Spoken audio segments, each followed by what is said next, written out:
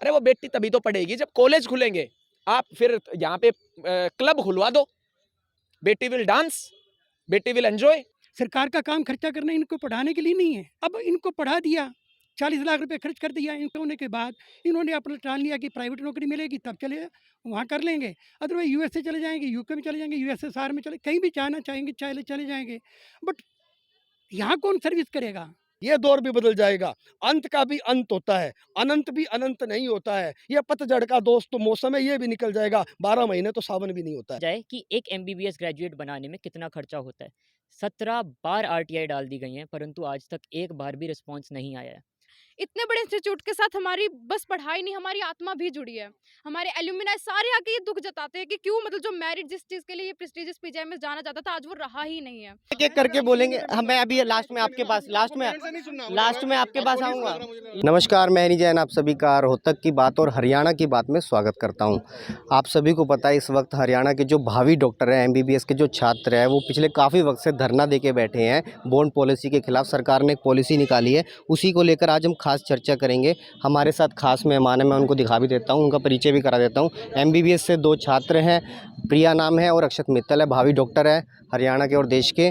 साथ में हमारे साथ कांग्रेस से हरियाणा कांग्रेस के प्रदेश प्रवक्ता राकेश गर्ग जी हैं और पॉलिटिकल एनालिस्ट के तौर पे हमारे साथ ओपी वाधवा जी है। सभी का स्वागत है और सभी को नमस्कार है कि आपने हमें यहाँ पर आए और एक डिबेट करते हैं, चर्चा करते हैं, कोशिश करते हैं बॉन्ड पॉलिसी को समझने की, फ़ायदे नुकसान सब जानेंगे अच्छे तरीके से। तो पहले बच्चों से शुरू करते हैं, उनसे जानते हैं कि वो विरोध क्यों कर रहे हैं, वो जानते हैं। बताइए मैम, आप विरोध क्यों कर रहे हो बॉन्ड पॉलिसी का, पहले तो ये बताइए। 2020 में नवंबर के महीने में हरियाणा सरकार ने हमारे ऊपर एक बॉन्ड पॉलिसी लगा दी थी, जिसके अनुसार अगर सरकार को हम लोग 7 साल के लिए नौकरी करने के लिए मना कर देते हैं तो हमें 40 लाख रुपए तक की बड़ी रकम भरनी होगी।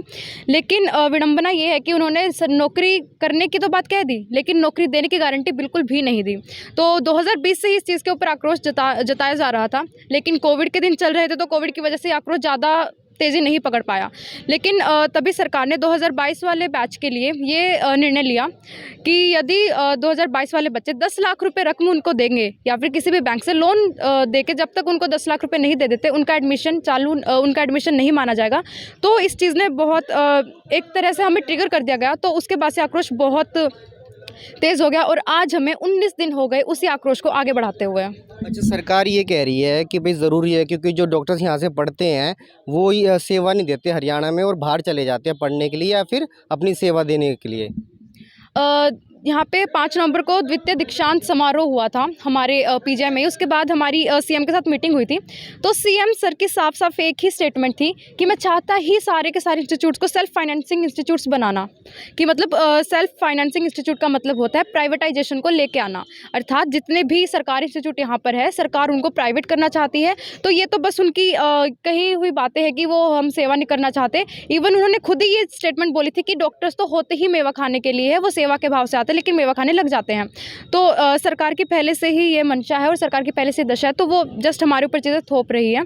और हम ये सारी जनता को साफ कर देना चाहते हैं कि हमें सेवा करने से कोई भी हिचकिचाहट नहीं है। लेकिन हम लोग बॉन्ड पॉलिसी के खिलाफ, हम लोग सर्विस बॉन्ड के खिलाफ नहीं है। सर्विस बॉन्ड के अंदर सरकार अगर हमें जॉब की गारंटी देती है और हमें जॉब मिलती है और अगर हम लोग जॉब करने से मना कर देते तो पेनल्टी अमाउंट भरने की चीज़ें होती है। बॉन्ड पॉलिसी के अंदर ये क्या कर रहे हैं, एक तो थर्ड पार्टी बैंक को इन्वॉल्व कर रहे हैं जो किसी भी राज्य के स्टेट में नहीं है। तो ये सबसे बड़ी चीज़ तो जो घपला है हम कह सकते हैं वो यहीं पर आ जाता है। एक प्राइवेट बैंक को इन्वॉल्व करने का इंस्टीट्यूट और स्टूडेंट के बीच में क्या मतलब है। तो ये उनका साफ है कि वो सारी चीज़ों को प्राइवेटाइजेशन कर देना चाहती है और हमसे जस्ट पैसे हड़पना चाहती है। क्योंकि खट्टर सर ने ये खुद ही बोल दिया था कि जिससे पैसे मिल रहे हैं हम उनसे पैसे लेंगे, अब उसमें चाहे आप शामिल हो या फिर वहाँ पे पढ़ रहे बच्चे ही क्यों ना हो। मतलब वो हेल्थ सर्विस और हेल्थ एजुकेशन को मिक्स कर देना चाहती है। अब मैं सरकार से पूछना चाहती हूँ कि जो हेल्थ सर्विसेज के लिए जो अलग से पैसा आता है, बजट आता है, उसका क्या होता है। चलिए, इस विषय में बच्चों ने बताया। अब हम बात करते हैं कांग्रेस से, क्योंकि वो विपक्ष है हरियाणा में, तो वो क्या कर रहे हैं, वो क्या कहना चाहेंगे इस विषय में, बताइए साहब। देखिए जैन साहब, ये भाजपा सरकार जब से प्रदेश में और देश में सत्ता में आई है, ये इतनी दूरदर्शी सरकार है। आप इनके निर्णय देखिए, आज कितना अफसोस होता है कि हमारे देश के, हमारे प्रदेश के भावी डॉक्टर्स, जो कि मैं समझता हूँ कि सबसे ज़्यादा संभ्रांत हैं या शिक्षित हैं, आज उनको अपने हितों के रक्षा के लिए उनको भूख हड़ताल करनी पड़ रही है, वो धरने पर बैठे हुए हैं। ये बड़ी दुर्भाग्यपूर्ण बात है। और जहाँ तक सरकार की बात है, आप देखना इस सरकार की अदूरदर्शिता देखिए कि ये सरकार पहले निर्णय लेती है, कानून बनाती है और जिनके लिए बनाती है उनको समझ में नहीं आती है। पहले इन्होंने नोटबंदी की, लोगों को ये कहा कि अभी इसके फ़ायदे आपको समझ में नहीं आ रहे, इसके फ़ायदे आपको बाद में समझ में आएँगे। और नोटबंदी कितना बड़ा इस देश का दुर्भाग्य था, कितना बड़ा स्कैम था, वो अब सामने आ रहा है। फिर ये जीएसटी लेकर आए, हम जैसे भी जो लोग व्यापारी थे, हमने कहा जी जीएसटी बड़ा पेचीदा, इसको सरल कीजिए। तो यही बातें फिर दोहराई गई कि अभी इसके फ़ायदे आपको समझ में नहीं आ रहे, फ़ायदे बाद में समझ में आएँगे। आज 6-7 साल हो चुके, हमें तो जीएसटी के फ़ायदे ना हमें समझ में आए, ना हमारे सीए को समझ में आए। फिर ये कृषि कानून ले आए, 1 साल तक किसान धरने पर बैठे रहे, उन किसानों को फ़ायदा समझाते रहे, भाजपा के तमाम मंत्री, संतरी सब आए, सब किसानों को समझाते रहे कि इसके फ़ायदे तुम्हें अभी समझ में नहीं आ रहे हैं, बाद में समझ में आएँगे, फिर इनको वो वापस लेने पड़े। अभी अग्निवीर योजना लेकर आए, जो देश का भविष्य है, युवा है, जो जाकर सेना के अंदर देश की सेवा करना चाहते हैं, उनको इसके फ़ायदे समझ में नहीं आए। और अब एमबीबीएस के बच्चे, आप देखना जो सबसे बड़े दुर्भाग्य की बात है, ये डॉक्टर्स हैं, इनसे ये इनके घरों में कोई भी दिक्कत हो, परेशानी हो, खुद को भी कोई दिक्कत और परेशानी हो, लेकिन घर की दिक्कत छोड़कर, अपनी परेशानी छोड़कर ये समाज की सेवा करते हैं, समाज को स्वास्थ्य देते हैं, हमारे जीवन की रक्षा करते हैं। और आज अगर अपने हकों के लिए, अपनी मांगों के लिए अगर इनको धरने पर बैठना पड़ता है, तो ये भाजपा सरकार के लिए, खट्टर सरकार के लिए बहुत शर्मनाक बात है। अच्छा, मैं आपको टोक रहा हूँ यहाँ पर, बीच में आपने काफ़ी अच्छी-अच्छी बातें करी आपके हिसाब से, लेकिन कांग्रेस क्या कर रही है? विपक्ष में है, कांग्रेस ने तो कोई धरना प्रदर्शन नहीं किया है, यहाँ पर आए थे हुड्डा साहब मैं मानता हूँ,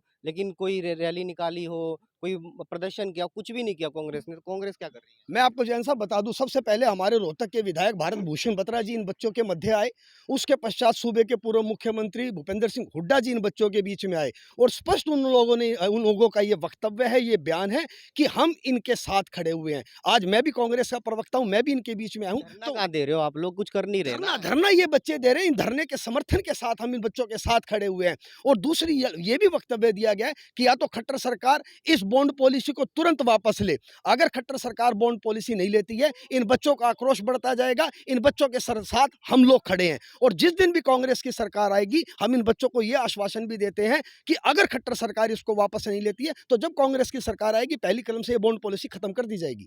चलिए, अब इस विषय पर हम जो हमारे जो पॉलिटिकल एनालिस्ट हैं उनसे बातचीत करते हैं और जानते हैं कि उनका क्या कहना है इस पूरी पॉलिसी को लेकर। सर, आप बताइए।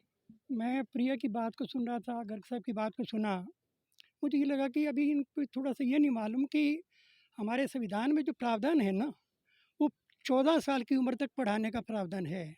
14 साल की उम्र के बाद 12वीं क्लास में भी पढ़ाना सरकार का काम नहीं है, 14वीं क्लास में भी पढ़ाना, बीए बीएससी बीकॉम करवाना सरकार का काम नहीं है। और एमबीबीएस तो बहुत बड़ी चीज़ है, जिसमें टैलेंटेड बच्चे होते हैं, बड़े क्रीम होते हैं, बड़े ये बहुत, जिन पे बहुत खर्चा आता है। सरकार खर्चा करे, सरकार का काम खर्चा करना इनको पढ़ाने के लिए नहीं है। सरकार का काम है कि अपनी हेल्थ सिस्टम को स्ट्रेंथन करना, ताकि हमारे जो मासिस हैं रूरल एरियाज में, खासकर स्पेसिफिकली क्लासेस के अलावा मासिस जो हैं, वो बेहतर तरीके से सुविधाएं इनकी प्राप्त कर सकें। अब इनको पढ़ा दिया, 40 लाख रुपए खर्च कर दिया इक्विपमेंट पे, जितना भी खर्चा होता है, खर्चा होने के बाद इन्होंने अपना ठान लिया कि प्राइवेट नौकरी मिलेगी तब चले वहाँ कर लेंगे, अदरवाइज यूएसए चले जाएंगे, यूके में चले जाएंगे, यूएसएसआर में चले, कहीं भी जाना चाहेंगे चले जाएंगे। बट यहाँ कौन सर्विस करेगा? अब ये कहना इनका प्रिया का कि सर्विस कहाँ देते हैं, सर्विस क्यों नहीं मिलेगी? सर्विस नहीं मिलेगी तो ये बॉन्ड जो है ना, मतलब इसकी ये इसलिए बनवाया जाता है कि आपको एजुकेशन देना कोई कार्य नहीं था हमारा दायित्व तो हेल्थ सिस्टम को मजबूत करना है। उस हेल्थ सिस्टम में आपको एक ट्रेनिंग दी गई, उस ट्रेनिंग का जो खर्चा लिया गया, पहले हम खर्चा एक्सेप्ट कर लेते थे, हमारी पब्लिक टैक्स पेयर जो था वो स्ट्रेंथन कर पे कर देता था। अब पे नहीं करने वाले, टैक्स पेयर चाहता है कि अपना खर्चा खुद भरें, कैंडिडेट खुद भरें, हम क्यों भरें? हमारे गाँव में, सिंगवा में, मदनड़ी, सीसर, बाटल, थुराना, माजरा, लुहारी में जो हेल्थ सेंटर ऐसे पड़े हैं जैसे रिडंडेंट पड़े हैं। आप देखो ना, संडांस आती है वहाँ से, वो डॉक्टर नहीं है, डॉक्टर जाते नहीं हैं वहाँ, रूरल एरिया में सर्विस करने नहीं जाते। जितनी पॉलिसीज बनी हैं गुजरात में, महाराष्ट्र में, तमिलनाडु में, इसी बॉन्ड पॉलिसी पे है। गुजरात में अभी केस आया था 2021 में, 2 लड़कों ने आखिरकार पिटीशन डाली और पिटीशन डालने के बाद खुद इन पर्सन अपीयर हुए, दोनों इन पर्सन अपीयर हुए, उनके साथ सिंपैथी रखी गई। वो जजेज, 2 जजेज का बेंच था, उन्होंने काफ़ी लगभग 6 महीने तक सुना उसको। उनके सर्टिफिकेट रोक लिए गए थे कि आपको सर्टिफिकेट नहीं देते हम लोग, आप जब तक बॉन्ड पॉलिसी पे साइन नहीं करते। बाकी बच्चों ने सब साइन कर दिए हैं, आप बॉन्ड पे साइन नहीं कर रहे हैं, आपका मतलब इसकी हम लोग सर्टिफिकेट नहीं देंगे। अल्टीमेटली कोर्ट की डायरेक्शन से सर्टिफिकेट उनके मुहैया करवा दिए गए, ओरिजिनल सर्टिफिकेट, और जो कुछ लिख के देना था उनको कि भी आगे फ्यूचर में सर्विस होनी है, वो भी उन्होंने कर दिया। अल्टीमेटली उन्होंने कहा कि बॉन्ड पॉलिसी गलत नहीं है। तो आपके हिसाब से मतलब भी मतलब बॉन्ड पॉलिसी ठीक है सरकार की? उन्होंने सुप्रीम कोर्ट के भी क्या नाम है साइट जजमेंट्स को साइट किया, महाराष्ट्र गवर्नमेंट की जजमेंट को भी साइट किया। तमिलनाडु में तो 1 करोड़ रुपए की बॉन्ड पॉलिसी थी, बाद में सुप्रीम कोर्ट की डायरेक्शन पर 50 लाख हुआ। अभी मतलब इसकी इसमें ये देखो ना, association of medical super speciality aspirants and residents and others versus union of India, उसमें सुप्रीम कोर्ट कहते हैं कि Apex Court directed the state government and the armed forces medical colleges to consider imposing the condition of compulsory service period of 2 years and in default to pay compensation to the government by paying रुपये 20 लाख रुपये। फिर उन्होंने बात कही है last में कि कोई गलत नहीं है, सुप्रीम कोर्ट ने कहा है कि गलत नहीं है बॉन्ड आप पॉलिसी। मुझे ये बताइए, मेरे आपके हिसाब से जो सर, सरकार ना, की जो पॉलिसी आई है वो ठीक है? सरकार की पॉलिसी बिल्कुल ठीक है, क्योंकि अब फ्यूचर में जो पैसा तो है 7 ना, साल ये कह रहे हैं बच्चों को कि भी 7 साल आपको के लिए करना तो कुछ पड़ेगा। काम 7 साल में तो संशोधन करना चाहिए, 3 साल कर देना चाहिए, उससे ऊपर नहीं होना चाहिए। क्योंकि नॉर्मली मैंने जो पाया है जजमेंट्स के रूप में 2 साल 3 साल 2 साल 3 साल उसके बीच में ही रखा गया है। 7 साल की पॉलिसी गलत है, उसको अमेंड कर सकते हैं, क्योंकि अमेंड 40 लाख रुपए वाली बात। 40 लाख रुपए की बात को बॉन्ड भरना कोई गुनाह नहीं है बच्चों के लिए। 10 लाख का पहले साल में, 10 लाख फिर दूसरे साल में फीस कट जाएगी, बीच में लगभग 36 लाख रुपए का एक लोन मिल जाएगा उनको। उनकी पढ़ाई के ऊपर ही खर्चा होगा ना। देखो बीए बीएससी बीकॉम पे भी जो खर्चा गवर्नमेंट कर रही है, टैक्स पेयर की कितना भाड़ा जा रहा है। मैं ये बता दूं आपको कि 50 बच्चे एडमिट हुए मेरी क्लास में BA 1 में, 50 में से 10 फेल हो गए, 40 रह गए, 5 ने एडमिशन ले लिया, 35 रह गए, 35 ने BA 2 में एडमिशन लिया, BA 2 में मतलब इसकी 5 फिर फेल हो गए, 30 रह गए, 30 में से 2 फेल एडमिशन नहीं लिया, 28 रह गए। 28 में से BA फाइनल में लगभग 25 बच्चे पास हुए, जिसमें 5 की फर्स्ट डिवीजन, 10 की सेकंड डिवीजन, 10 की थर्ड डिवीजन। एम्प्लॉयबल नहीं है, उन पे खर्चा कितना आया? 4 प्रोफेसर ने उनको पढ़ाया, लगभग 2 लाख रुपया सैलरी लेने के बाद 96 लाख का रुपया खर्चा आ गया इन सालों में बच्चों को पढ़ाने पर। बच्चों ने क्या निकले? 24 बच्चे निकले, उन पे कितना खर्चा आ गया? एक बच्चे BA वाले पे, जिसने public administration, history, sociology, philosophy वो पढ़ी, उस पर 4-4 लाख रुपए खर्चा आ जाता है। इन पे 40 लाख खर्चा आता है 4 सालों में, 4.5 सालों में।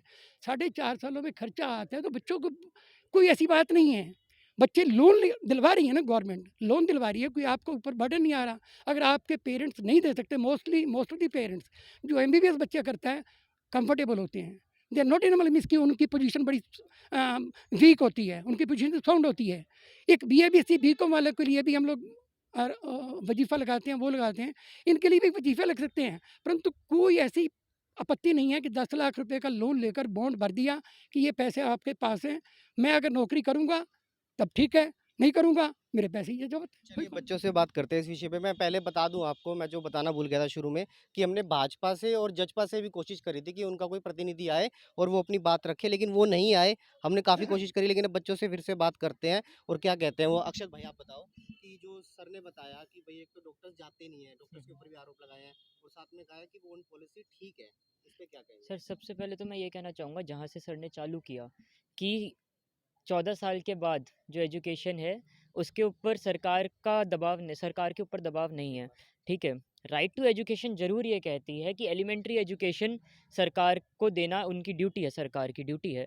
पर साथ ही साथ सुप्रीम कोर्ट ऑफ इंडिया में चीफ जस्टिस साहब ने यह भी स्टेटमेंट दिया है कि राइट टू हायर एजुकेशन भले ही राइट टू एजुकेशन के अंडर ना आती हो, परंतु हर सरकार की ये ड्यूटी है कि राइट टू हायर एजुकेशन उस स्टेट के हर बच्चे के लिए एक्सेसिबल बनाई जाए। एक्सेसिबल 2 टर्म पे बनाई जाए, एक तो सही मेरिट वाला बच्चा उसमें आ रहा हो, और किसी भी फाइनेंशियल कंस्ट्रेंट, किसी भी आर्थिक दबाव में बच्चा उस एजुकेशन को लेने में असमर्थ ना हो, ठीक है। इसके बाद सर ने कहा कि बच्चे नौकरी नहीं करना चाहते। मैं कुछ आंकड़ों से जस्टिफाई करना चाहूँगा।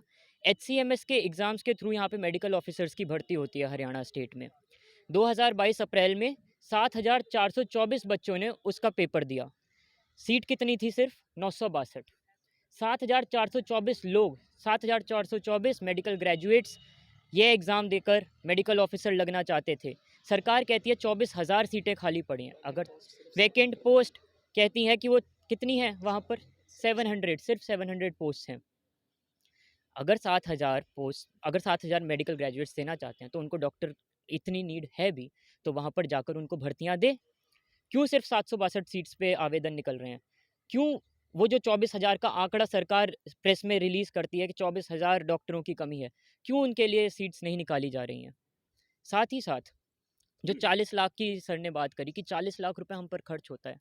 मैं बताना चाहूँगा कि हमारे कुछ पेरेंट्स ने, हमारे खुद के प्रोफेसर्स तक ने, जो ये हर बार सरकार बोलती है और काफ़ी बार एक बहुत ही कॉमन वो रहता है ओपिनियन कि मेडिकल एजुकेशन बहुत ज़्यादा महंगी है, करोड़ 1.5 करोड़ की एजुकेशन है। इस चीज़ के लिए आरटीआई, पीजीआईएमएस की आरटीआई और भी जहाँ पर भी आरटीआई सेल्स हैं, वहाँ पर दाखिल करी थी आरटीआई इस चीज़ के लिए कि बताया जाए कि एक एमबीबीएस ग्रेजुएट बनाने में कितना खर्चा होता है। 17 बार आरटीआई डाल दी गई हैं, परंतु आज तक एक बार भी रिस्पॉन्स नहीं आया है। लोगों का कहना है कि मेडिकल एजुकेशन महंगी है। सर आप बताइए मेडिकल एजुकेशन कैसी महंगी है? हमारे पहले साल में जो सब्जेक्ट होते हैं वो होते हैं नॉन क्लिनिकल, लेबोरेटरी का काम होता है। जो हमारी 11वीं 12वीं की शिक्षा में लेबोरेटरी में केमिकल वगैरह यूज़ होते हैं उसका खर्चा सिर्फ। सेकेंड ईयर में पैथोलॉजी जैसे डिपार्टमेंट जो कि क्लिनिकल है, ठीक है।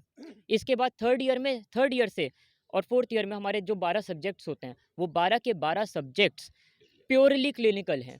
वहाँ पर जो पेशेंट ट्रीटमेंट हो रहा होता है उसमें हम सिर्फ डॉक्टर के बगल में जाकर खड़े होते हैं और जो पेशेंट के ऊपर ट्रीटमेंट हो रहा होता है हम वो देखते हैं। इसमें हमारे लिए कोई अलग से इंस्ट्रूमेंट्स नहीं आते हैं, इसमें हमारे लिए अलग से बेड, अलग से सिम्युलेटेड एनवायरनमेंट, कोई अलग से स्किल लैब नहीं बनाई जाती है। आज तक भी यहाँ पर जो स्किल लैब्स हैं वो सिर्फ पोस्ट ग्रेजुएट स्टूडेंट्स के लिए हैं, यूजी स्टूडेंट्स का उसमें एंट्री तक बंद है। तो ऐसा कौन सा खर्चा है जो 40 लाख का एक अमाउंट जस्टिफाई कर दे रहा है? जो बीएससी में खर्चा हो रहा है उतनी ही यहाँ पर हमारे लिए कॉलेज कैंपस बना दिया गया है, प्लेग्राउंड्स वगैरह का खर्चा है। ये तो सरकारी ज़मीन है, खर्चा हुआ कहाँ है जो 40 जो लाख ये का? कह रहे हैं कि भाई 7 साल से 3 साल कर दिया जाए, इस पे आप क्या कहेंगे? सर मैं तो मानता हूँ कि ये आप लोग 1 साल मांग रहे हो बेसिकली। बिल्कुल। अब सर पॉलिटिकल एनालिस्ट हैं, मैं एक चीज़ और बताऊँगा कि एनएमसी और जो health ministry, union health ministry, वो एक बिल लेकर आने वाली है जिसमें जो हमारा नीट का पेपर होता है, नीट पीजी का पेपर पोस्ट ग्रेजुएशन के एंट्रेंस के लिए, अब वो नेक्स्ट में बदला जा रहा है। जो एनएमसी की करंट गाइडलाइंस हैं वो ये कहती हैं कि जो ये पेपर होगा इसका जो स्कोर मान्य होगा वो सिर्फ 2 साल तक होगा और ये पेपर इंटर्नशिप से पहले ले लिया जाएगा। यानी कि ग्रेजुएशन के बाद सिर्फ 1 साल तक वो स्कोर मान्य होगा और बच्चा वो पेपर दोबारा नहीं दे सकता है। तो यदि बच्चा बॉन्ड के बंधन में बंध जाएगा तो किस तरीके से जो यूनियन हेल्थ मिनिस्ट्री पॉलिसी लाना चाहती है, जो नेशनल मेडिकल कमीशन जो ये पॉलिसी लाना चाहती है वो किस तरीके से जस्टिफाई होगी? हर तरीके से ये पॉलिसी गलत है। समय का अगर बंधन बांध रहे हैं तो जिस तरीके से हमने सीएम साहब को लेटर दिया 1 साल से अधिक नहीं होना चाहिए। जहाँ तक 40 लाख की बात भी है, ठीक है, अगर हमारे ऊपर खर्चा भी हो रहा है तो जो एजुकेशन सेस लगता है, ठीक है, जो हमारे से इनकम टैक्स हमारे माँ बाप ने हमारे लिए भरा है वो पैसा कहाँ जा रहा है? सरकार के पास। हर साल सरकार बजट पास करती है, उसमें जो 7,000 करोड़ इस बार का बजट है उसमें 7,000 करोड़ जो मेंशन किया हेल्थ के ऊपर लगाने के लिए, सिर्फ 1,000 करोड़ ही तो साथ में ऊपर उसका रेवेन्यू लगाया गया है। हमारी फीस कहाँ जा रही है 80,000 की? ठीक है, मैं एक बार कुछ कहना चाहते हैं ओपी भाजी, उनसे बातचीत करते बहुत ही हैं। कंफर्टेबल पोजीशन में है, इतना मतलब इसके टैलेंटेड बच्चे हैं, मतलब फर्टाइल माइंडेड हैं। मैंने अभी अपने स्टूडेंट जो पढ़ाए हैं मैंने 30 साल लगभग, उन बच्चों में इतना गट्स नहीं देखे। जिन बच्चों के ऊपर मैंने अभी आपको जिक्र किया कि हमारा खर्च लगभग उन पे भी 4 लाख रुपए प्रति स्टूडेंट हो जाता है, 4 लाख रुपया, बल्कि ज़्यादा होता होगा। उसके बदले में वो कुछ नहीं दे पाते हमारे को। ये तो चलो देते हैं कुछ ना कुछ, परंतु इनके ऊपर भी जो कॉस्ट आती है वो 40 लाख आती है। जैसे मैंने अभी कहा आपको, जब सुप्रीम कोर्ट में इतना एट लेंथ मैटर को डेल्ट किया गया है और मैटर को डेल्ट करने के बाद ये association of medical super speciality aspirants and residents and others versus union of India के खिलाफ करी थी। सुप्रीम कोर्ट कहते हैं where in the apex court held that in case of compulsory bonds to be executed for admission to the postgraduate medical courses and super specialty courses in the government colleges, the clause made by the government, Union of India, compulsory service is not unreasonable. Not unreasonable, I'm not saying. It is the Supreme Court verdict. Supreme Court and the High Courts, most of the time, they have endorsed the version of bond policy. In my opinion, अगर आपके पास कोई justice लेने के जाते हैं, legal right होता है ना, आप ऑनरेबल कोर्ट के पास जब जाएंगे आपका राइट है, परंतु लीगल राइट्स वहाँ जाकर आपको लीगल राइट्स बताना होता है कि मेरे पास ये लीगल राइट है। प्राइमरली एट दी मतलब प्राइमा फेसाई, जैसे अभी आपने कहा ना कि राइट टू एजुकेशन, मतलब सुप्रीम कोर्ट कह चुका है, चीफ जस्टिस कह चुके हैं, डी वाई चंद्रचूड़ कह चुके हैं। I have been taught by the father of D Y Chandrachud. जो डी वाई चंद्रचूड़ इस समय सुप्रीम कोर्ट ऑफ इंडिया के चीफ जस्टिस हैं, उनके पापा जो चीफ जस्टिस थे वाई वी चंद्रचूड़, उनसे मैं पढ़ा हुआ हूँ। वो क्लोजली हम पढ़ते थे। 81 की बात है, 82 की बात है, 83 की बात है। अब कंफर्टेबल मतलब इसकी मैंने सुप्रीम कोर्ट ऑफ इंडिया के सामने इंस्टीट्यूट जो है, इंडियन लॉ इंस्टीट्यूट, वहीं से डिप्लोमा किए हुए हैं। मेरा कहने का मतलब ये होता है कि लीगल राइट दिखाने के लिए किसी ने कह देना वो अलग बात है कि राइट टू एजुकेशन के साथ राइट टू हायर एजुकेशन भी इंक्लूड कर लिया जाए। इमीडिएटली आपको कोर्ट नहीं कहेगी आप राइट टू हायर एजुकेशन के लिए आए हैं कि यहाँ पर हमारे को हायर एजुकेशन भी गवर्नमेंट प्रोवाइड करे। No no, this is not the right. मतलब यू डोंट हैव राइट। ये संविधान में किसी आर्टिकल में नहीं लिखा हुआ। आर्टिकल में केवल एंड केवल मात्र एलिमेंट्री एजुकेशन प्रोवाइड करने के लिए सुप्रीम गवर्नमेंट जो है बाध्य हैं, वो करती हैं। उसके बाद मैंने तो बल्कि कॉलेजेस के बारे में जब खोलने की बात आई थी, गवर्नमेंट कॉलेजेस खुल रहे थे बहुत सारे, दुजाना में, दुब्बलदन में, टोहाना में, उचाना में, मतलब इस तरीके से खुल रहे थे। मैंने लिखा बल्कि क्यों खोल रहे हो? हर किसी की डोर स्टेप पे आप कॉलेज खोल रहे हैं, खर्चा कौन कर रहा है? इसका खर्चा कितना आ जाता है? दुजाना दुब्बलदन में जो पढ़ के आते हैं बच्चे, कुछ भी नहीं है।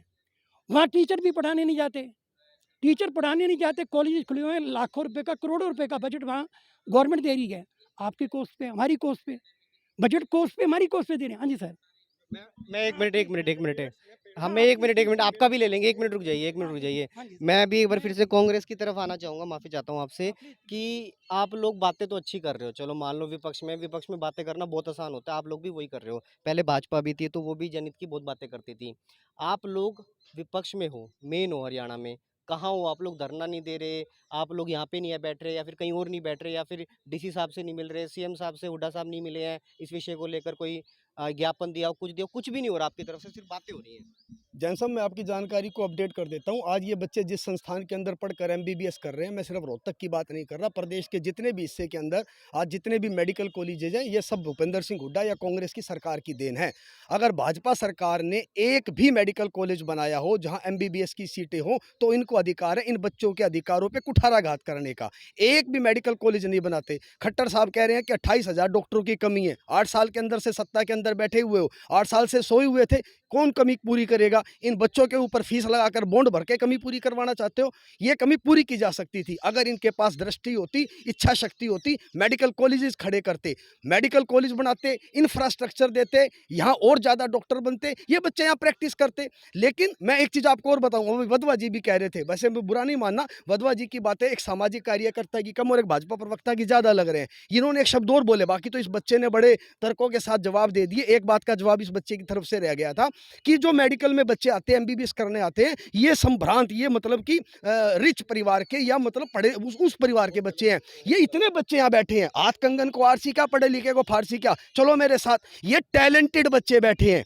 ये पैसे देकर बच्चे नहीं बैठे, ये शिक्षा को अपने दम पर पढ़कर नीट क्वालिफाई कर जो टॉपर्स हैं इस संस्थान के अंदर, उन बच्चों का एडमिशन होता है। लेकिन सरकार क्या कह रही है? अब रोहतक मेडिकल कॉलेज जैसे जो प्रतिष्ठित संस्थान है, उन संस्थानों के अंदर भी उन बच्चों के एडमिशन होंगे जिनकी जेब में पैसे होंगे। इसका मतलब टैलेंट सड़कों पर आ जाएगा या प्रदेश से बाहर पलायन कर जाएगा। एक तरफ तो सरकार कह रही है कि इन बच्चों को हरियाणा के अंदर प्रैक्टिस करवानी है ताकि हरियाणवी को डॉक्टर मिले। दूसरी तरफ जो बच्चे अपनी प्रतिभा के दम पर नीट क्वालिफाई कर इतने बड़े प्रतिष्ठान के अंदर आकर पढ़ना चाहते हैं, उनके ऊपर ये पैसों की शर्त लाद कर उनको बाहर पढ़ने के लिए मजबूर किया जा रहा है।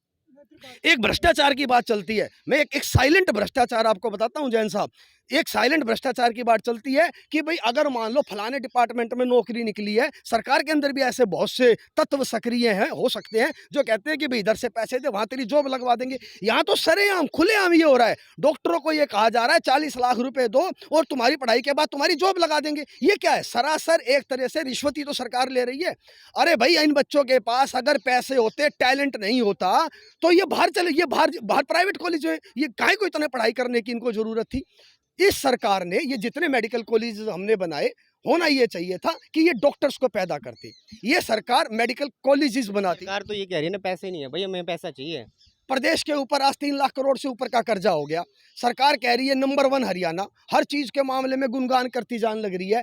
कोई मेडिकल कॉलेज नहीं बना, कोई यूनिवर्सिटी नहीं बनी, कोई विदेशी निवेश नहीं आ रहा, कोई नया प्रतिष्ठान बना हो, कोई रेलवे लाइन बनी हो, कोई मेट्रो आ गई हो। इस प्रदेश का कर्जा बढ़ता क्यों जा रहा है? जैन साहब इस सरकार से पूछना, भाजपा के प्रतिनिधियों से पूछना, जब इस प्रदेश के अंदर नया कुछ बन ही नहीं रहा है तो ये कर्जा किस चीज़ का बढ़ता जा रहा है? इसका मतलब यह है कि सरकार पूरी तरह से भ्रष्टाचार में लिप्त है और अपने भ्रष्टाचार को छुपाने के लिए कभी मेडिकल कॉलेज के बच्चों को अग्निवीरों के लिए कहा गया।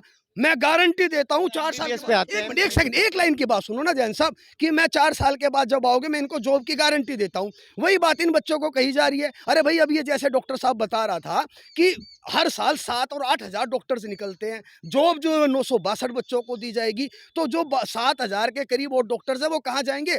सरकार को करना चाहिए था कि जॉब का यहाँ पे जॉब निकालती, वैकेंसी निकाले, एक ऐसा वातावरण पैदा हो कि इन डॉक्टर्स को यहाँ जॉब मिलती। ये कहाँ से अपना प्रदेश छोड़ना चाहते हैं? ये कौन लोग हैं जो अपना घर छोड़ना चाहते हैं? यहाँ सुविधा नहीं है, सिस्टम नहीं है, इंफ्रास्ट्रक्चर नहीं है, और अब एक ऐसे हालात पैदा किए जा रहे हैं कि मुझे लगता है कि खट्टर सरकार ये चाहती है कि यहाँ डॉक्टर भी ना रहे, जो टैलेंट है वो बाहर चला जाए। चलो मैं एक बार पंकज जी से बात करना चाहूँगा, काफी कुछ कहना चाह रहे हैं, आप बताओ क्या कुछ कहना चाह अभी जो हमारे क्या नाम है, हाँ, बदवा जी थे, एक शिक्षित समुदाय से हैं। सर ने 2-3 बातें कही हैं। सबसे पहली बात, सर सुप्रीम कोर्ट का बहुत हवाला ले रहे हैं। जिस जजमेंट को ये हाथ में लेकर खड़े हैं, association of medical super speciality residents, उसको अगर ये अच्छे से खंगालेंगे तो उसमें सुप्रीम कोर्ट ने कुछ 2-3 बातें कही हैं। सुप्रीम कोर्ट ने कहा है रीजनेबलनेस जो है वो हमेशा परवे करेगी। रीजनेबलनेस समय अवधि में, रीजनेबलनेस बॉन्ड की अमाउंट में। मैं सर से रिक्वेस्ट करूंगा एक बार पूरी जजमेंट पढ़ें। सुप्रीम कोर्ट ने, मैं मानता हूं, बिल्कुल सुप्रीम कोर्ट ये कहते हैं कि सर्विस बॉन्ड होना चाहिए। हम भी कहते हैं सुप्रीम सर्विस बॉन्ड होना चाहिए। हम काम करने के लिए तैयार हैं।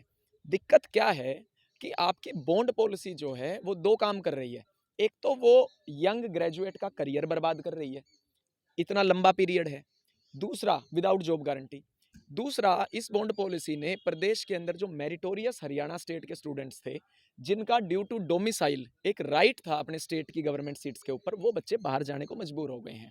थोड़े दिन पहले इसी डीन पार्क के अंदर मेरी एक जूनियर थी 2022 बैच की, किरण नाम था उस लड़की का, 615 नंबर। वो ये कह रही थी, मैं, वो पंचकुला से थे, वो ये कह रही थी मैं रोहतक में सीट लेना चाहती हूँ, लेकिन सिर्फ इस कंडीशन की वजह से, इस आर्बिट्रेरी अनजस्टिफाइड कंडीशन की वजह से, वो लड़की ऑल इंडिया कोटा राउंड 2 में सीट, दूसरी जगह की सीट उठाने के लिए मजबूर हो गई। क्यों? भिवानी का बच्चा क्यों रोहतक में ना पढ़े? सिरसा का बच्चा क्यों रोहतक में ना पढ़े? करनाल का बच्चा क्यों करनाल में ना पढ़े? स्टेट की सीटें तो उनको दोगे जिनके पास मेरिट नहीं है, और जो अपने स्टेट के हैं, जिन्होंने यहाँ जन्म लिया है, जिनके पास डोमिसाइल है, वो जाए दिल्ली, वो जाए आसाम, वो जाए मिजोरम, और फिर मुख्यमंत्री जी कहते हैं हम कम मेरिट वालों को रख लेंगे। क्यों रख लोगे? ये संस्थान पता है किसके हैं? ये मनोहर लाल खट्टर जी के संस्थान नहीं है, ये जेपी दलाल के संस्थान नहीं है, ये संस्थान इस प्रदेश की जनता के हैं। अभी सर ने एक बात कही, आप इतनी कॉलेज क्यों खोल रहे हो? मैं कहता हूं क्यों नहीं कॉलेज खुलेंगे? वैसे तो कहते हो सारी दुनिया पढ़ानी है, बेटी बचाओ बेटी पढ़ाओ। अरे वो बेटी तभी तो पढ़ेगी जब कॉलेज खुलेंगे। आप फिर यहाँ पे क्लब खुलवा दो, बेटी विल डांस, बेटी विल एंजॉय। भाई आप कॉलेज क्यों खुलवाते हो? ताकि वो पढ़े। सर कह रहे थे घर घर दरवाजे दरवाजे पे क्यों कॉलेज खुलवाते हो? भैया विश्व गुरु अगर बनाना चाहते हो ना तो कॉलेज भी खुलवाने पड़ेंगे, सीटें भी बढ़ानी पड़ेंगी।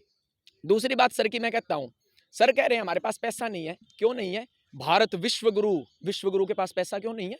आत्मनिर्भर भारत के पास पैसा क्यों नहीं है? Growing economy in the world, G20 summit में मोदी जी ऐसे खड़े होते हैं, ऐसे वर्ल्ड लीडर के पास पैसा क्यों नहीं है? कहां जा रहा मैं है आपको आपका रोकना पैसा? चाहूंगा, मैं आपसे एक बात पूछना चाहता हूँ। आप जैसे बातें रख रहे हैं, ऐसा लग रहा है कि थोड़ी राजनीति में जा रही सर, चीजें। ऐसा नहीं हो मैं सकता कि मजबूर भी हम हूं। MBBS वाली बात मैं मजबूर हूं इस चीज के लिए। मैं बात बिल्कुल कहता हूं, राजनीति आपको लग रहा है राजनीति लगने दीजिए। आप लोग ये कहते हैं हमारे पास पैसा नहीं है। मैं इस स्टेट का स्टूडेंट हूं, आप होने दीजिए इसको राजनीतिक। मैं पूछना चाहता हूं मुख्यमंत्री जी से, मेरे लिए, मेरी एजुकेशन के लिए मैं फीस दे रहा हूं, मैं फीस के अलावा कोई पैसा क्यों दूं? आपके पास पैसा क्यों नहीं है? मेरी फीस का पैसा कहां जा रहा है? आपको कोई मना कर रहा है सर्विस करने के लिए? हम ये कह रहे हैं बॉन्ड पॉलिसी ऐसी बनाओ कि करियर एक्सप्लॉइट ना हो। 1 साल की समय अवधि, 5 लाख रुपए की बॉन्ड ब्रीच अमाउंट, 2 महीने के अंदर आप बच्चे को जॉब दो। अरे आप एक बात बताइए, जो बच्चे सवाल पूछते हैं आप उनको राजनीति कहने लग जाते हैं। जो ये पॉलिसी बना रहे हैं, ये पॉलिसियां भी तो राजनीतिक दबाव में बनाई जा रही हैं। ये जब पॉलिसियां बनती हैं, आप वाइस चांसलर को, आप डायरेक्टर्स को, आप एचओडीज को लूप में क्यों नहीं लेते? उनका पैनल क्यों नहीं गठित किया जाता है ऐसी पॉलिसीज बनाने से पहले? पॉलिसी तो बनाएंगे राजनीति करके, और जब हम सवाल पूछेंगे तब हमें कहते हैं नहीं नहीं नहीं, student should not enter into politics. क्यों? जब हमारे संस्थानों की ऐसी तैसी राजनीतिक वाले लोग कर रहे हैं, हम क्यों नहीं उनसे क्वेश्चन पूछें? दूसरी बात मैं आता हूं सुप्रीम कोर्ट के ऊपर। सर ने इस जजमेंट का हवाला दिया है थोड़े टाइम पहले, आंध्र प्रदेश वर्सेस क्या नाम है, स्टूडेंट ने वहां पे केस किया था, सुप्रीम कोर्ट का ही जजमेंट है। जो मेडिकल एजुकेशन है या फिर कोई भी एजुकेशन है, that is not a business. आप उसको बिजनेस के तौर पे नहीं कह सकते। हमारे मुख्यमंत्री जी, कल परसों कृषि मंत्री जी का बयान आया है, बोले प्राइवेट में तो इतनी फीस है, गवर्नमेंट में इतनी फीस है। आप ये तो नहीं कहते कि जो गवर्नमेंट में बच्चा आया है वो कितने पापड़ बेल के आया है। मेरे 5 साल ड्रॉप थे, मेरे पापा एक कुक थे, रोटी बनाते थे जिस समय मैंने आकाश इंस्टीट्यूट पानीपत में कोचिंग ली थी। इनको ऐसा लगता है यहाँ ये जो बच्चे आ रहे हैं, ये कौन से हवाई जहाज वाले घरों से आ रहे हैं, कौन से टाटा बिरला के बच्चे आ रहे हैं यहाँ पे। आप मेरे साथ चलिए, वहां पे जितने बच्चे बैठे हैं, आप पूछिए उन बच्चों से कौन कैसे परिवारों से आता है। आपका 1 मिनट में बहम मिट जाएगा। और कौन सा के नाम है अंबानी अडानी का बच्चा है, सारे गरीब मिडिल क्लास के बच्चे। अभी तो हम गवर्नमेंट कॉलेज में आते हैं। सुप्रीम कोर्ट ने बात बिल्कुल तथ्यों के साथ क्लियर कर दी है, एजुकेशन को आप बिजनेस की तरह ट्रीट नहीं कर सकते। एजुकेशन, सर ने एक बार ये बात कही है, हायर एजुकेशन क्यों दे? हायर एजुकेशन नहीं देने, आप बंद ही कर दो ना फिर संस्थान। क्यों? मैं भी कहता हूं क्या जरूरत है कॉलेज की, मेडिकल एजुकेशन की जरूरत ही नहीं है। जो जोड़ा छाप गांवों में बैठे हैं, इलाज कर रहे हैं, हम उनसे इलाज करवा लेंगे। एमबीबीएस डॉक्टर ही क्यों चाहिए, सर्जन ही क्यों चाहिए? मैं प्रदेश की जनता से पूछना चाहता हूं, हायर एजुकेशन के सारे संस्थान बंद कर दो, आईआईएम बंद कर दो, आईआईटी बंद कर दो। क्यों खोल रहे हो एजुकेशन इंस्टीट्यूट्स? फिर आप देश को विश्व गुरु बना लो। एक मिनट एक करके कहेगा। हाँ, आप बताओ। अभी ये कह रहे हैं कि एजुकेशन इंस्टीट्यूशन बंद कर दें। बंद क्यों करनी है? गवर्नमेंट का जो दायित्व है वो निभाएंगे नहीं। गवर्नमेंट का दायित्व है कि हेल्थ सिस्टम को स्ट्रॉन्ग करना, आम मासिस को कोई बीमार ना रहे। उसके लिए बीमार ना रहने के लिए वो अपनी प्रोड्यूस करती हैं, डॉक्टर प्रोड्यूस कर रही हैं ना। They are not imparting education, they are producing doctors for themselves to strengthen the health system. Health system को क्योंकि मैंडेटरी है, गवर्नमेंट के ऊपर कान खींच सकती है सुप्रीम कोर्ट भी, जुडिशरी भी, कि आप ये काम सिस्टम क्यों नहीं कर रहे, ये डॉक्टर क्यों नहीं है, ये हेल्थ सिस्टम ठीक क्यों नहीं है, ये कॉलेज जहाँ से भी लाने आप प्रोड्यूस करो, जैसे भी करना आप करिए, हमें हेल्थ सिस्टम ठीक करना है। मैंडेट कहाँ पर है? हेल्थ सिस्टम पर। मैंडेट यहाँ पर है, एजुकेशन पर नहीं है कि आपको इम्पॉर्टेंट। जस्ट मिनट, मेरी बात बेटे, मेरी बात सुनिए बेटा, मेरी बात सुनिए 1 मिनट बेटा। मेरे को भी 40 साल तो मैंने 30 साल तो पढ़ाया है, 40 साल से पढ़ता आ रहा हूँ मैं। मुझे भी मालूम imparting education, her education is not the mandate upon the state government और द सेंट्रल गवर्नमेंट। मैंडेट नहीं है, नहीं है, नहीं है। मैं बार बार कह देता हूँ, मैंडेट नहीं है तो आप जुडिशरी से अपना न्याय नहीं मांग सकते, क्योंकि वो जुडिशरी को तो ये दिखाना पड़ता है कि मैंडेटरी है, मेरे पास लीगल राइट है, मेरे को लीगल राइट। ये जो हमारा डिबेट है इसको अब हम सम अप करते हैं। आप अपना लास्ट इन्होंने ये कहा, बच्चे ने, बेटे ने ये कहा रीजनेबलनेस को आपने नहीं पढ़ा। मैंने कैटेगोरिकली पढ़ा है रीजनेबलनेस को। सारा स्टडी करने के बाद 1-1 करोड़ की बात भी कही है, 2-2 करोड़ की बात भी कही गई है। और लास्ट में जो 2 बच्चों ने पैसे नहीं दिए थे, बॉन्ड नहीं भरा था, जिनके सर्टिफिकेट रोक लिए गए थे, उनको भी डायरेक्ट किया गया। Respondent number 1, the petition is held to be entitled recover, मतलब गवर्नमेंट रिकवर करने के लिए अमाउंट 20 लाख का 2 लाख का towards the bond policy amount from the petitioners as per the conditions prescribed in the letter number such and such dated such and such. वो करेगी। ये मैंने कोई अपना वक्त नहीं रखा, मैंने जजमेंट्स को कोट किया, और जजमेंट्स को कभी भी पढ़ लेना, उसमें फैक्टर दोनों तरफ आते हैं। परंतु अभी आपने बात करी ना, एक प्रोफेशन नहीं है। प्रोफेशन किस लिए कहा गया? जब टीचर गए थे, टीचर के लिए भी ये कहा गया, teaching is not a profession, teaching is a mission. आपका भी एक मिशन होना चाहिए कि हमें सर्व करना है, हेल्थ सिस्टम को ठीक करना है। कौन? आप खट्टर साहब की बात कर रहे हैं, खट्टर साहब की बात, किसी को मत मानो। आप खट्टर साहब क्या करेंगे? खट्टर साहब काम कर रहे हो आप क्या? आप अपने हेल्थ सिस्टम को स्ट्रॉन्ग बनाएं कि एक कंट्री में ऐसा लगे कि मैं अपने गांव में, एक गांव में जो हेल्थ डिस्पेंसरी है मेरी, मैं उसको ऐसा चुकन्ना कर दूंगा। कैसे करूं? चाहे पैसे मैं मांग के आऊँ, पब्लिक से, पंचायत से मांगूं, मैं अपने हेल्थ सिस्टम को, डिस्पेंसरी को ऐसा चुकन्ना करूंगा कि ये लगेगा कि इस गांव में दूसरा गांव उसके फॉलो करेगा, तीसरा गांव उसको फॉलो करेगा। सारे गांव में, समर गोपालपुर में चले जाओ, सिंगवा में चले जाओ, मदरणी में चले जाओ, सिस्तर, बाटल, सुराना, माजरा, मोटलवारी, जितने गाँव में चले जाओ, सब डिस्पेंसरी खराब पड़ी है। कुछ मतलब डॉक्टर चलो नहीं आते, कोई आते हैं नहीं आते, कितना खराब हुआ पड़ा है। क्या आप देख रहे हैं? हेल्थ सिस्टम दे रहे हैं आप, मतलब इसमें विदाउट देखते हैं आगे सरकार की भी थोड़ी गलती है कहीं ना कहीं। एक मिनट सर, पंकज जी, एक मिनट सर, मेडिकल कॉलेज जो ये बना था 62 में, कि आपने बनाया था, एक मिनट उस समय सर, सत्ता भी नहीं था, हरियाणा भी नहीं था, सर, हरियाणा भी नहीं था, सर, ये पंजाब गवर्नमेंट के टाइम पर जब सर, एक सेकंड मैं जैन साहब, आप मैं बताओ, आप अपना लास्ट मैं पहले वधवा जी की एक बात का जवाब और दे दूं। वधवा जी कह रहे हैं कि आप समर गोपालपुर चले जाओ, वहाँ चले जाओ, ईएसआई डिस्पेंसरी है सब खराब पड़ी हुई है, ये बच्चे जाके ठीक करेंगे क्या? और तो इन नहीं बच्चों की जिम्मेवारी है कि ये ट्रीटमेंट के लिए। वधवा जी सुनिए सर, ये वहाँ सर सुनिए एक मिनट, ये ट्रीटमेंट के लिए, ये पेशेंट देखने के लिए है। वधवा जी सुनिए, एक एक करके बोलेंगे। हम मैं अभी लास्ट में आपके पास आपके पास आऊंगा। कोई नहीं, आप वो आपका वर्डिक्ट है वो आप रखो, लेकिन लास्ट में आपके पास आऊंगा, रुक जाओ।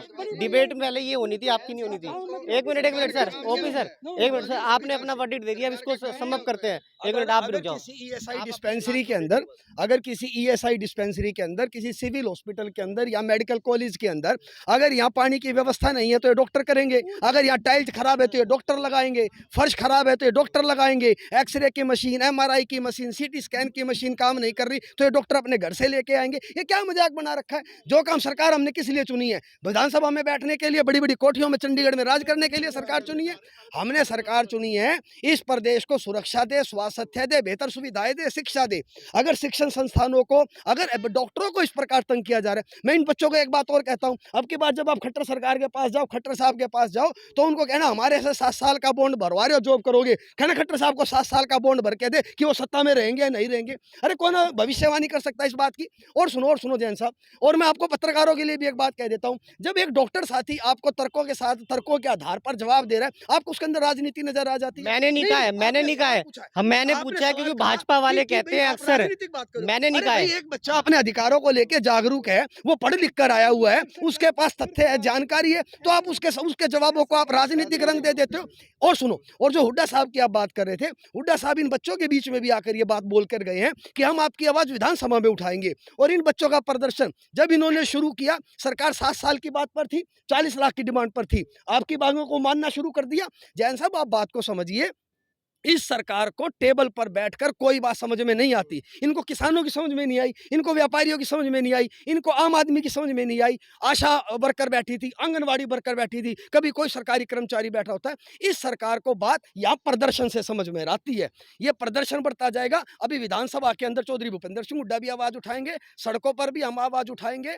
और मैं एक बात और कह देता हूँ, जो ये दौर चल रहा है ना बच्चों, ये दौर भी बदल जाएगा। अंत का भी अंत होता है, अनंत भी अनंत नहीं होता है। ये पतझड़ का दोस्त तो मौसम है, ये भी निकल जाएगा। 12 महीने तो सावन भी नहीं होता है, ये दौर भी निकल जाएगा। कोई चिंता क्या नहीं। बात है। चलो डॉक्टर साहब, सर मैं बस 2 ही चीज़ों के साथ एंड करना चाहूँगा, जो संविधान के पूरी डिबेट में हवाले दिए गए। संविधान शुरू में बनाया गया, संविधान में संशोधन इसीलिए होते हैं ताकि जो नीतियाँ उस समय नहीं हो पाई थी, चाहे फाइनेंशियल कंस्ट्रेंट की वजह से, चाहे सरकार या देश जिस हालत में था उस वजह से, लेकिन वो आने वाले समय में लाई जा सकें, इसलिए संशोधन होते हैं। अगर सुप्रीम कोर्ट अब कम से कम इस स्टेटमेंट पे आ रही है कि एजुकेशन, हायर एजुकेशन को एक्सेसिबल बनाया जाए, तो शायद आने वाले समय में उसके भी संशोधन हो जाएं। आज लीगल राइट नहीं है, परंतु इसको ये नहीं कह सकते कि हमारी मांग जायज़ नहीं है। दूसरी चीज़, ठीक है, माना मैंने हेल्थ एक मिशन है, टीचिंग एक मिशन है, हम उस हिसाब से समाज सेवी हुए, लेकिन क्या एक समाज सेवी को एक राइट टू स्टैंडर्ड लिविंग नहीं है? मेरे पास भी एक लिविंग स्टैंडर्ड है, ठीक है। अगर सिर्फ समाज सेवी का इतना है कि समाज की सेवा करते रहे और खुद के बारे में बिल्कुल ना सोचे, तो ठीक है, फिर हम भी राष्ट्रपिता की तरह 2 एक ऊपर ओढ़ के चल लेते हैं, नीचे धोती बांध के चल लेते हैं। इस तरीके से वास्केट पैंट में थोड़ी ना, सही है नहीं है सर? कोट पैंट बकायदा एकदम मैचिंग के इस तरीके से नहीं घूमते हैं, सेवा में हैं हम तो। अच्छा सेवा मैं में तो आपसे हमें भोजन भी याद नहीं रहना चाहिए, नींद भी याद मैं नहीं एक रहनी बात चाहिए। और आपसे पूछना चाहूँगा, जो आपकी पूरी बॉन्ड पॉलिसी है उसमें कई बार चेंजेस हुए हैं अभी 1-2 बार। बिल्कुल। अब आप क्या चाह रहे हो? कुछ और जो छोटे-मोटे चेंजेस हैं वो क्या चाह रहे हो आप? छोटे मोटे चेंजेस में जो 3 हमारी बड़ी मांगे हैं, किसी भी स्टेट के सर्विस बॉन्ड को आप देख लीजिए, किसी में भी बैंक नाम की चीज़ इन्वॉल्व नहीं है। क्यों सरकार अलग से चल के हरियाणा को मतलब एक मेरिट रहित क्षेत्र बना देना चाहती है, जिसके अंदर और इतने बड़े इंस्टीट्यूट के साथ हमारी बस पढ़ाई नहीं, हमारी आत्मा भी जुड़ी है। हमारे एल्यूमिनाई सारे आके ये दुख जताते हैं कि क्यों मतलब जो मेरिट जिस चीज़ के लिए ये प्रेस्टिजियस पीजीआई में जाना जाता था, आज वो रहा ही नहीं है। तो जो बैंक है उसको हटाया जाए, जो इतना बड़ा टेन्योर हमारे ऊपर लगा रखा 7 साल का, एक बंधुआ मजदूर की तरह हमें यहाँ पे ट्रीट किया जा रहा है, उसको मैक्सिमम 1 साल किया जाए। क्योंकि सर्विस बॉन्ड 1 साल हमने सर्विस करने से मना किया ही नहीं है। हम अभी भी बता रहे हैं, हम बॉन्ड पॉलिसी के खिलाफ, हम लोग सर्विस बॉन्ड के खिलाफ नहीं है।